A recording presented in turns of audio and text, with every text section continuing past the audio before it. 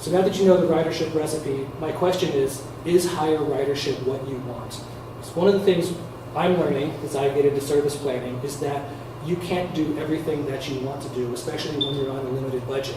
And as you move in one direction, you move away from something else. And so you have all of these competing interests. And the starting point for all of this is a question about what is the purpose of public transit? And transit agencies are generally charged with two goals, and they're opposites. One is a ridership goal. That's where you think about how can we carry as many people as possible, as cost effectively as possible. This is like how an airline decides how to go to some cities where they think they can fill up their planes and feel no obligation to go to cities where they can't fill up their planes.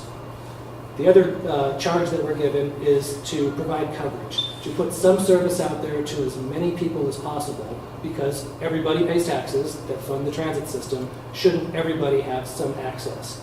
Of course, when you do that, you start running buses in low-density areas that don't have those favorable land use patterns. You get few riders, but you pay a lot to do that.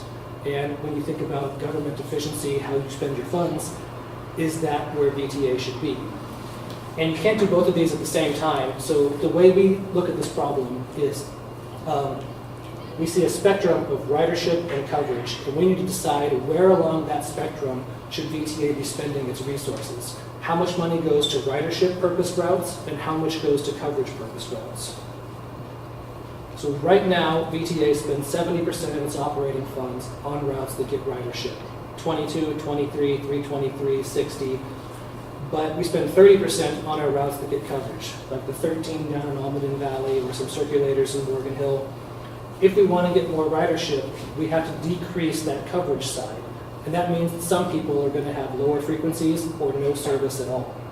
So do we want to do that? So that's one trade-off. There are many more that we deal with. There is, do you provide frequent service in one corridor, but that doesn't go to a lot of places? Or do you provide routes that go lots of places, but none of which are frequent?